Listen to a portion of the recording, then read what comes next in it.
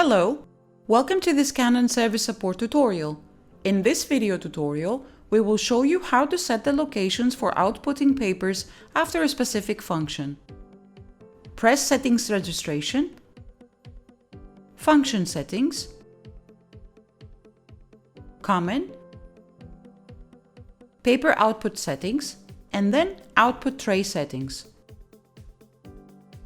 Here you can select the output sources per function. In this example, all photocopies will be coming out from tray B as it is selected and prioritized with a number 1.